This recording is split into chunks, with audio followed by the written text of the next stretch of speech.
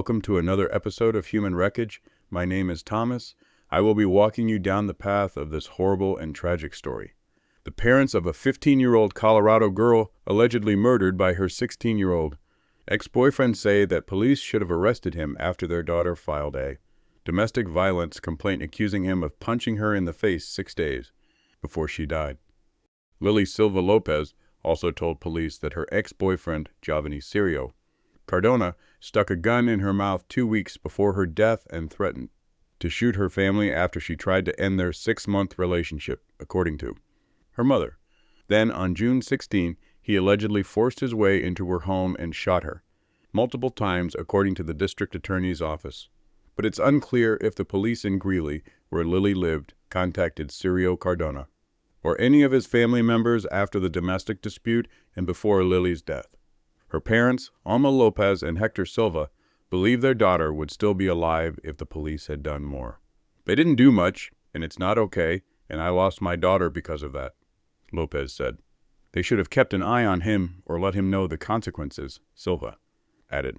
Arrest affidavit for Sirio Cardona, which verifies police responded to the punching allegation on June 10, 6 days before Lily's killing, and thus knew about it before her death.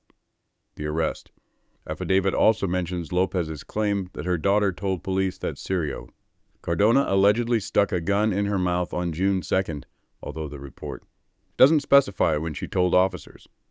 The domestic violence complaint from June 10, however, has not been released due to the ongoing murder investigation, according to Sergeant Kyle Peltz of the Greeley Police Department. He also said that the department could not address detailed questions about how officers responded that day. Police have also told Lopez and Silva they cannot obtain the report while the investigation is ongoing, they said. Lopez said she and her daughter wanted to file a restraining order against Sirio Cardona on June 10, but were told they would need his date of birth to do so, which Lopez said they didn't have. She suspects Lily knew his birthday, but did not want to further escalate the situation, she said. Peltz said that protection orders are filed through the court, not the police department. Terracina White, the office administrator for the Weld County DA, said the office would not comment on the case because the Colorado rules of professional conduct limit what lawyers can say about an ongoing investigation. Sirio Cardona has been charged with first and second-degree murder as an adult, according to the district attorney. He has also been charged with first-degree burglary, aggravated robbery, and possession of a handgun by a juvenile, court documents show. Sirio Cardona's attorneys from the Greeley Public Defender's Office did not respond to requests for comment. At the time of her death, Lily had just finished her sophomore year at Northridge High School in Greeley, a city of just over 100,000 residents about 60 miles northeast of Denver. She enjoyed shopping, clothes, makeup, and dancing, her obituary says, adding that she also loved to eat and loved animals. She was a loving and caring friend with lots of spice, it reads. Lopez said that Lily and Sirio Cardona met at school and had been dating for 6 months, and that problems had been escalating from the beginning of June until her daughter's death on June 16. On June 10, the day police responded to the domestic violence complaint, Lopez said Lily called her to say that Sirio Cardona had socked her in the face. Lily added that the alleged assault occurred as she tried to end their relationship and was handing Sirio Cardona some of his things at the front door of their home, Lopez said. She added that her daughter told her, "Mom, it's because I've been breaking up with him, and he doesn't listen."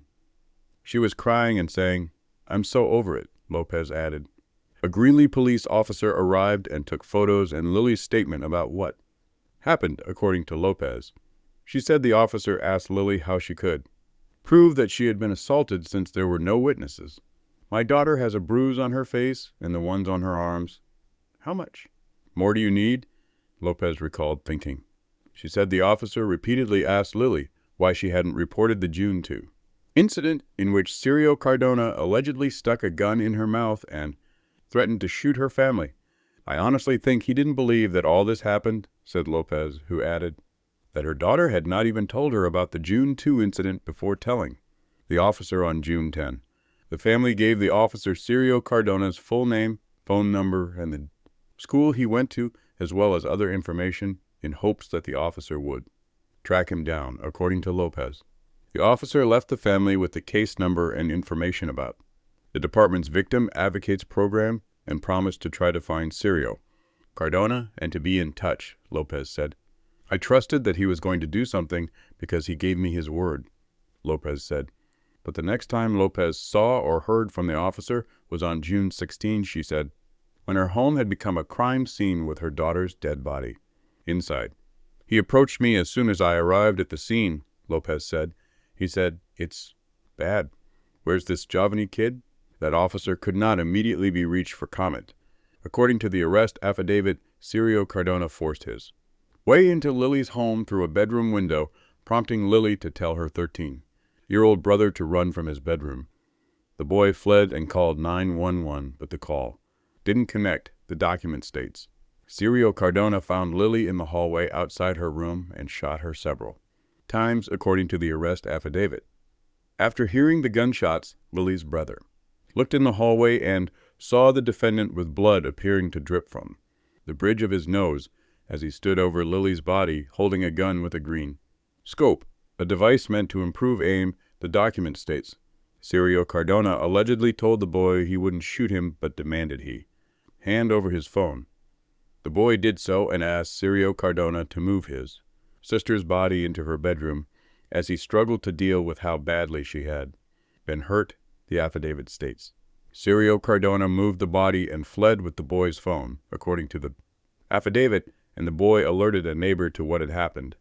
Police later found Lily in a bedroom with what appeared to be multiple gunshot wounds, according to the arrest affidavit. Officers arrested Cirio Cardona the same day at his grandmother's house, and he was booked into the Platte Valley Youth Detention Center, according to the arrest affidavit. The document states that when police arrived at the grandmother's house, she asked why they were there. The defendant replied by saying he did what he had to do and he shot someone, the affidavit states. Lopez and Silva said they are speaking out in the hope of spurring change. My goal is so this never happens to anybody else, Lopez said. About 1 in 12 high school students experience physical or sexual dating violence, and female students experience higher rates than boys, according to the Centers for Disease Control and Prevention. About 1 in 5 homicide victims are killed by intimate partners, and more than half of female homicide victims are killed by current or former male intimate partners, according to the CDC, citing data from U.S. crime reports. When asked whether Greeley police officers have received any training in how to handle intimate partner violence between teens, Peltz said the department conducts monthly training sessions on how to conduct domestic violence investigations, among other topics. He added that the department has not received a complaint from any of Lily's family members about how police have handled the investigation.